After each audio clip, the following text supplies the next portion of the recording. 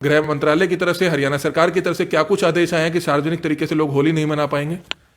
जी बिल्कुल, केंद्र सरकार की तरफ से ये स्टेट्स को डायरेक्शंस भी जारी किए गए हैं और हरियाणा सरकार ने भी ये फैसला लिया है कि जितने भी होली मिलन के कार्यक्रम थे, क्योंकि उसमें एक तो गैदरिंग बहुत ज़्यादा एक्सपेक्टेड होती है, काफ़ी ज़्यादा संख्या में लोग इकट्ठे होते हैं, और दूसरा चूँकि वो रंग या फूलों की होली या पानी की होली, कीचड़ की होली, जिस भी किस्म की होली मनाते हैं तो उसमें फिजिकल कांटेक्ट काफ़ी होता है लोगों का आपस में, इसलिए ये कोरोना को फैलने में एक बड़ा महत्वपूर्ण कारक सिद्ध हो सकता है। इसलिए सरकार ने इस पे पूर्णतया रोक लगाई है। में कोई भी ये बात आती है कि किसी भी आयोजक ने इस तरह का कार्यक्रम रखा है तो हम उस पर सख्त से सख्त कार्रवाई करेंगे। लोग ये भी सवाल पूछते हैं कि कहीं ना कहीं सिर्फ व्यापारियों पर अब नुकसान होगा, क्योंकि जितने बैंकेट्स हैं, रिजॉर्ट्स हैं, उनको काफी नुकसान होगा। क्या आगे इस तरह के आदेश हैं पब्लिक गैदरिंग्स पर आगे भी जो है जारी रह सकते हैं? पॉलिटिकल रैलियां होती हैं, पॉलिटिकल कार्यक्रम होते हैं, कि आने वाले समय में उन पर भी यह फैसला लिया जा सकता है?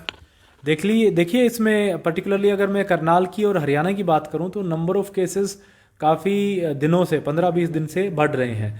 विशेष रूप से करनाल में पिछले कई दिनों से 100 से ऊपर केसेस आ रहे हैं, कई मौतें भी हुई हैं, और हमें कोविड केयर सेंटर दोबारा से एस्टेब्लिश करने की नौबत आई, वो हमने शुरू करने जा रहे हैं। तो काफ़ी वैक्सीनेशन का रेट बढ़ाया है। तो सरकार के ये सारे प्रयास हैं, उसके बाद भी लग रहा है कि अभी कोरोना का प्रकोप दोबारा से बढ़ रहा है, अलग अलग उसमें स्ट्रेन्स आने लग गए। तो मेरा आग्रह रहेगा कि चूंकि स्वास्थ्य सबसे ऊपर है, लोगों की लाइफ है वो सबसे ऊपर है, तो मेरा मानना है कि शायद आगे भी ये रिस्ट्रिक्शंस आगे लागू रहेंगे। विशेष रूप से जो होली के लिए डायरेक्शंस आए हैं वो हम सख्ती से।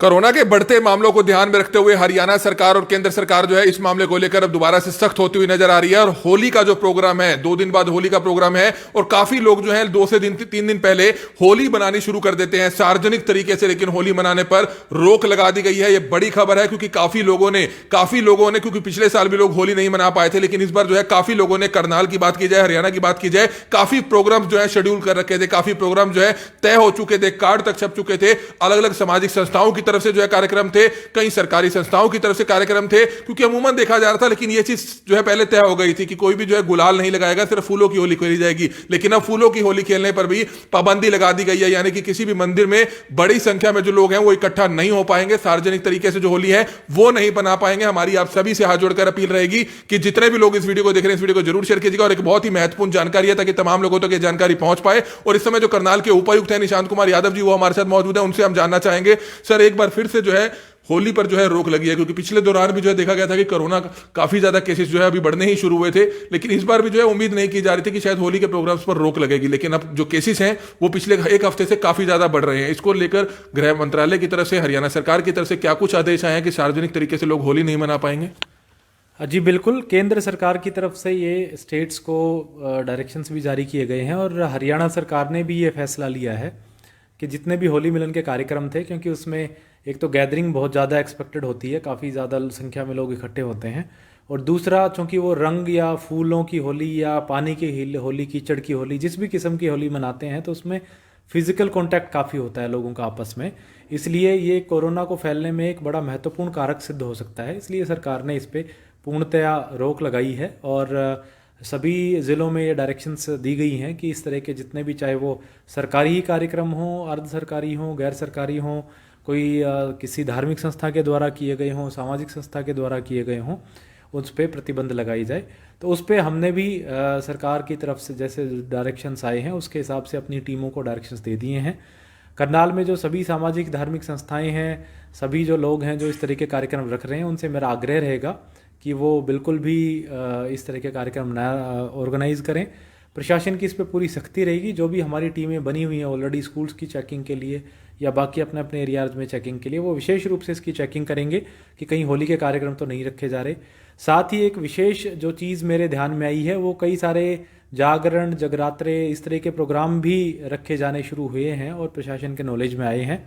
तो इसमें मैं बिल्कुल स्पष्ट कर दूं कि जो भी आयोजक है उसकी सीधी सीधी जिम्मेदारी बनती है, और हमारे प्रशासन के संज्ञान में कोई भी ये बात आती है कि किसी भी आयोजक ने इस तरह का कार्यक्रम रखा है तो हम उस पर सख्त से सख्त कार्रवाई करेंगे। बिल्कुल सर, करनाल में, क्योंकि अकेले करनाल की अगर बात की जाए, सैकड़ों प्रोग्राम जो है तय थे, कल से जो ये प्रोग्राम जो है शुरू हो चुके हैं।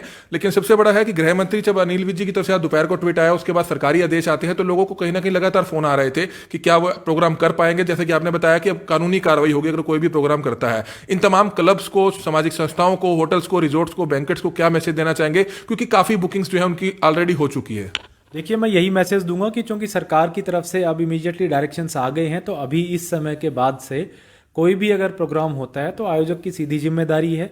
जो लोग वहाँ मिलेंगे उनके भी चालानी की जाएगी। आयोजक पे सीधा इस पे डिजास्टर मैनेजमेंट एक्ट में भी और इंडियन पीनल कोड में भी आपराधिक कार्रवाई का प्रावधान है, तो आपराधिक कार्रवाई की जाएगी। तो मेरा आग्रह रहेगा, जितने भी बैंकेट हॉल्स हैं, जो भी आयोजक हैं, जहाँ जहाँ भी वो प्रोग्राम्स होते हैं, वो इनको तुरंत रद्द कर दें और तुरंत कैंसिल कर दें। इस तरह का प्रोग्राम कहीं भी पाया गया तो हम सख्त कार्रवाई करें। सर, एक लोग ये भी सवाल पूछते हैं कि कहीं ना कहीं सिर्फ व्यापारियों पर अब नुकसान होगा, क्योंकि जितने बैंकेट्स हैं, रिजॉर्ट्स हैं, उनको काफी नुकसान होगा। क्या आगे इस तरह के आदेश हैं पब्लिक गैदरिंग्स पर आगे भी जो है जारी रह सकते हैं? पॉलिटिकल रैलियां होती हैं, पॉलिटिकल कार्यक्रम होते हैं, कि आने वाले समय में उन पर भी यह फैसला लिया जा सकता है? देखिए, इसमें पर्टिकुलरली अगर मैं करनाल की और हरियाणा की बात करूं तो नंबर ऑफ केसेस काफ़ी दिनों से 15-20 दिन से बढ़ रहे हैं। विशेष रूप से करनाल में पिछले कई दिनों से 100 से ऊपर केसेस आ रहे हैं। कई मौतें भी हुई हैं और हमें कोविड केयर सेंटर दोबारा से एस्टेब्लिश करने की नौबत आई, वो हमने शुरू किया है, शुरू करने जा रहे हैं। तो काफ़ी वैक्सीनेशन का रेट बढ़ाया है। तो सरकार के ये सारे प्रयास हैं, उसके बाद भी लग रहा है कि अभी कोरोना का प्रकोप दोबारा से बढ़ रहा है, अलग अलग उसमें स्ट्रेन्स आने लग गए।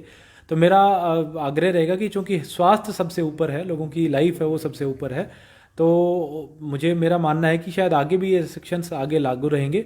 विशेष रूप से जो होली के लिए डायरेक्शंस आए हैं वो हम सख्ती से पालन। तो बिल्कुल, बहुत ही महत्वपूर्ण जानकारी इस समय जो है करनाल के डिप्टी कमिश्नर देते हुए नजर आ रहे हैं। हमारी आप सभी से अपील है कि जितने भी लोग इस वीडियो को देख रहे हैं, इस वीडियो को जरूर शेयर कीजिएगा। दूसरी एक और बात जो है सर से जानना चाहेंगे, सर, कोरोना वैक्सीन को लेकर जो है अमूमन देखा जा रहा है कि काफी लोग अभी भी डरे हुए हैं, उन तक क्या अपील करना चाहेंगे? हालांकि जानकारी है कि 60-70% लोगों ने जो है वैक्सीन लगवा ली है जो 60 साल से ऊपर है, लेकिन अभी भी कई ऐसे पेरेंट्स हैं, माँ बाप हैं, सीनियर सिटीजन हैं जो डर रहे हैं कि हम इंजेक्शन लगवाने ना जाएं। तो प्रशासन की तरफ से आने वाले समय में डोर टू डोर जाकर कोई जागरूकता कैंपेन, कोई किसी माध्यम से भी, नाटक के माध्यम से, किसी के माध्यम से आप किया जाएगा, इस तरह की शुरुआत की जाएगी?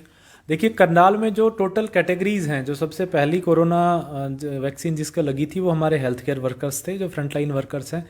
दूसरी कैटेगरी में कोविड वॉरियर्स आए, जो सफाई कर्मचारी, पुलिसकर्मी, प्रशासनिक अधिकारी, कर्मचारी। तीसरी कैटेगरी है सीनियर सिटीजन, जो 60 साल से ऊपर हैं या जिनकी 45 साल से ऊपर है लेकिन कोमॉर्बिडिटी है। तो टोटल जो ये कैटेगरी मिला के हमारी लगभग 1.25 लाख आबादी जिले की जो है वो हमने काउंट की थी। उसमें से 50% यानी लगभग 65,000 आबादी हमारी पूरी हो चुकी है। हर मंडे को हम वैक्सीनेशन डे मनाते हैं। अब जो परसों मंडे गया उस दिन एक दिन हमारी 11,000 वैक्सीनेशन हुए हैं, और इसी प्रकार से हर रोज़ हम कोशिश करते हैं 3 से 4,000 हमारे वैक्सीनेशन हो रहे हैं। हमारी कोशिश है कि आने वाले हफ्ते 10 दिन में इन 1.25 लाख को पूरे को कवर कर लेंगे। 1 अप्रैल से सरकार ने जो है जितने भी 45 साल से ऊपर के लोग हैं सबको टीका लगाने का फैसला लिया है। तो सभी प्रशासनिक अधिकारियों ने भी लगाया है, मैंने खुद वैक्सीनेशन अपना करवाया है, उसमें कतई घबराने की आवश्यकता नहीं है। पूरी तरह से सेफ, सुरक्षित है, ट्रायल किया जा चुका है इसका। और कोरोना की महामारी का अकेला उपाय ही यही है। लॉन्ग टर्म में अगर हम देखें तो वैक्सीनेशन के जरिए ही इसका जो निजात इससे मिलेगी। इसलिए जितने भी लोग उस कैटेगरी में फॉल करते हैं, इस समय जो सीनियर सिटीजन है, हमने बल्कि गांव-गांव अभियान चलाया हुआ है। सारे बीडीपीओज की ड्यूटी लगी है कि वो हर एक गांव में जितने भी बुजुर्ग हैं उनको सबको नियर बाई पीएचसी, सीएचसी पे ले जाके वैक्सीनेट करें, और गांव दर गांव हम जो है सैचुरेट करते जाएं। गांव को हमारा कोई भी ऐसा गांव छूटना नहीं चाहिए जिसमें एक भी बुजुर्ग रह गया हो। तो मेरी लोगों से भी अपील है कि जब तक वो खुद वॉलंटरी आगे नहीं आएंगे, प्रशासन का काम और मुश्किलें बढ़ेंगी। इसलिए आगे आकर वैक्सीनेशन कराएं। 1 अप्रैल के बाद जो 45 साल से ऊपर हैं वो लोग भी, उनको लाने की जरूरत ना पड़े हेल्थ सेंटर, वो खुद आगे आके वैक्सीनेशन करें। सर, आगे से अगर करनाल में कोई भी कार्यक्रम होता है जिसमें ज्यादा भीड़ इकट्ठी होती है, चाहे मैरिजेस हो या कुछ भी फंक्शंस हो, घर के फंक्शंस हो, सोशल प्रोग्राम्स हो, जिसमें ज्यादा भीड़ इकट्ठी होती है, तो क्या उसमें भी आगे से परमिशन लेने की जरूरत पड़ेगी, जिस तरह के आदेश सरकार की तरफ से आए हैं? बिल्कुल, जो होम मिनिस्ट्री की गाइडलाइंस हैं वो अभी भी स्टैंड करती हैं, और उसमें जितने भी कार्यक्रम होते हैं जिनमें स्टैंडर्ड जो प्रेस्क्राइब्ड लिमिट्स हैं, 100 लोग की, 200 लोगों की, 250 लोगों की, उनसे ज़्यादा अगर कोई गैदरिंग करता है तो उसको परमिशन की भी रिक्वायरमेंट है, और जितने भी कोविड प्रोटोकॉल्स हैं उनकी रिक्वायरमेंट है। अगर कोई इसकी वायलेशन करता हुआ पाया गया तो फिर जैसे मैंने बताया, एक तो इंडियन पीनल कोड की धारा 188 है और डिजास्टर मैनेजमेंट की धारा 51 है। इनके तहत जो है आपराधिक कार्रवाई उस आयोजक के खिलाफ बनती है, और हम सख्ती से उसको इम्प्लीमेंट करेंगे। सर, एक चलानिंग की जो प्रक्रिया है वो पुलिस की तरफ से बढ़ा दी गई है। लगातार चालान जो है मास्क के काटे जा रहे हैं, लेकिन फिर भी जो लोग हैं वो जागरूक नहीं हो रहे हैं। पैसा उन्हीं की जेब से जाता है। अगर लोगों को क्या एक अपील करना चाहेंगे, आप करनाल के डिप्टी कमिश्नर हैं, क्या कुछ मैसेज देना चाहेंगे? क्योंकि अमूमन हमने भी देखा था, जब महीना पहले कोरोना के केसेस खत्म हो गए थे, तमाम लोग मास्क डालना छोड़ चुके थे। हम अपनी बात करें तो हम भी जो है मास्क नहीं लगाते थे, लेकिन पिछले 10 दिन से जो लगातार केसेस बढ़ रहे हैं, तो कहीं ना कहीं एहतियात जरूरी है। सबसे पहले सोशल डिस्टेंसिंग, अगर आप भीड़ में जा रहे हैं तो किसी से टच ना हो, दूसरा मास्क डालना, ये बहुत जरूरी है। क्या अपील करेंगे? बहुत ज़रूरी है, और हमने मास्क की चालानिंग अब बढ़ाई है। पिछले हफ्ते भर से हम ऑन एन एवरेज 400-500 चालान कर रहे हैं पर डे। आगे इस टारगेट को और बढ़ाएंगे। होली का त्यौहार आ रहा है तो उस दौरान विशेष रूप से चेकिंग रखी जाएगी। तो जब तक हमारी सबकी वैक्सीनेशन नहीं हो जाती तब तक अकेला इसका उपाय सिर्फ मास्क लगाना, सोशल डिस्टेंसिंग और सैनिटाइजर्स का इस्तेमाल करना यही है। और सबसे चिंता की बात यह है कि कुछ हमने लोग ऐसे भी पकड़े हैं जो कोविड पॉजिटिव थे, लेकिन जो होम आइसोलेशन का प्रोटोकॉल है उसको ब्रीच करके वो मार्केट में घूमते हुए पाए गए या इस तरह की एक्टिविटीज़ में संलिप्त होते हुए पाए गए। ये एक बहुत ही बड़ी लापरवाही है, और इससे ना केवल पूरे समाज को, पूरे परिवार को, बल्कि सरकार के जो पूरे प्रयास हैं उनको भी वो जो है नुकसान में, खटाई में डालते हैं। तो ऐसे लोगों के खिलाफ, ऐसी लापरवाही करने वाले लोगों के खिलाफ मेरा मानना है कि वो एक अपराध कर रहे हैं और इसलिए आपराधिक कार्रवाई के कृत्य बनते हैं। तो सबसे मेरा आग्रह रहेगा कि मास्क ज़रूर पहने। हम चालानिंग पे भी सख्ती करेंगे, लेकिन साल भर जैसे लोगों ने साथ दिया, विशेष करके लॉकडाउन में जो साथ दिया लोगों ने, इसी तरीके का साथ अगर आप आगे रखेंगे तो हम इस महामारी से बचे सर, रहेंगे। एक युवाओं से और पेरेंट्स से अपील करना चाहेंगे, क्योंकि अमूमन होली पे देखा जाता है कि जो हुड़दंगी है मोटरसाइकिलों पर, गाड़ियों पे, वो जो है पूरी तैयारी कर लेते हैं। आज इस तरह की रिपोर्ट आ रही थी कि स्कूटर मार्केट है, वहां पर काफी हुड़दंगी, बुलेट मोटरसाइकिल के सिलेंसर उतरवाने के लिए, स्कूटर के उतरवाने के लिए, खासतौर पर बच्चे होते हैं 10 से 15 साल के, जिनको शौक होता है कि इस तरह से हुड़दंग मचाएं, वो शुरू हो चुके हैं। तो पेरेंट्स से अपील करेंगे कि उनके अगर बच्चे इस तरह से हुड़दंग मचाएंगे होली पे, होली वाले दिन निकलेंगे, पकड़े जाएंगे, तो उनके खिलाफ कार्रवाई हो सकती है। बिल्कुल कार्रवाई होगी। एक तो विशेष रूप से ये मैंने देखा है कि जो बाइक्स हैं, बुलेट्स हैं, इनके साइलेंसर निकलवा करके एक जो पटाखे चलाने वाली सी जो आवाज़ आती है वो वैसे ही मोटर व्हीकल्स एक्ट के तहत लीगल है। दूसरा, कई छोटी उम्र के बच्चे चलाते हैं, 18 साल से कम उम्र के बिना लाइसेंसधारी बच्चे भी बाइक्स और ये बुलेट चलाते हुए नज़र आते हैं। ये अपने आप में एक क्रिमिनल एक्ट है।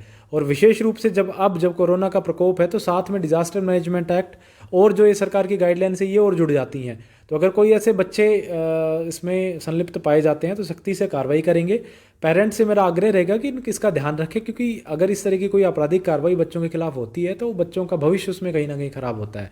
और जागरूक पेरेंट्स होने के नाते बच्चों को उनका समझाना अनिवार्य है। तो बिल्कुल एक बहुत ही जरूरी जानकारी है, जिस तरह से केंद्र सरकार की तरफ से, प्रदेश सरकार की तरफ से, गृह मंत्री की तरफ से, जिला प्रशासन करनाल की तरफ से जो आदेश जो है जारी किए हैं, हमारी आप सभी से हाथ जोड़कर अपील है कि करनाल के हर एक शख्स तक ये जानकारी पहुंचे। इसलिए इस वीडियो को जरूर शेयर कीजिएगा, क्योंकि लगातार पिछले साल लोगों ने होली नहीं मनाई, घर बैठकर होली मनाई, लेकिन इस बार काफी क्लब्स हो, सामाजिक संस्थाएं हो, चाहे कोई भी हो, हम अगर बात करें तो हमारी तरफ से भी एक छोटा सा कार्यक्रम जो है तय हुआ था, उसको भी जो है हमें कैंसिल करना पड़ा, क्योंकि सरकारी आदेश आ गए हैं जिसमें आप भीड़-भाड़ एकत्रित नहीं होने देंगे। अगर आप भी इस तरह का कोई कदम उठाते हैं तो प्रशासन आपके खिलाफ भी मामला दर्ज कर सकता है। अगर आपके कोई पड़ोस में इस तरह से गैदरिंग हो रही है, कोई फूलों वाली होली हो रही है, तो अगर पड़ोस के लोग अगर शिकायत करते हैं तो आपके खिलाफ, आयोजक के खिलाफ भी जो है कहीं गंभीर धाराओं के तहत मामला दर्ज हो सकता है। तो इसलिए अगर आपने जितने भी कार्यक्रम जो है तय किए हुए हैं, क्योंकि हमें जानकारी मिल रही है कि कल से और आज से ये कार्यक्रम रोजाना जो है करनाल में सैकड़ों की संख्या में जो है तय हो चुके थे।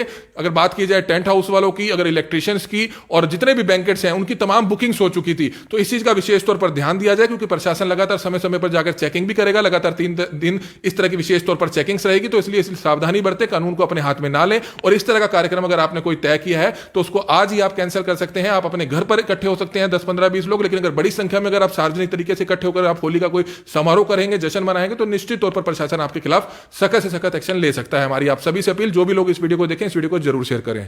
कमल media, Karnal breaking news, Karnal.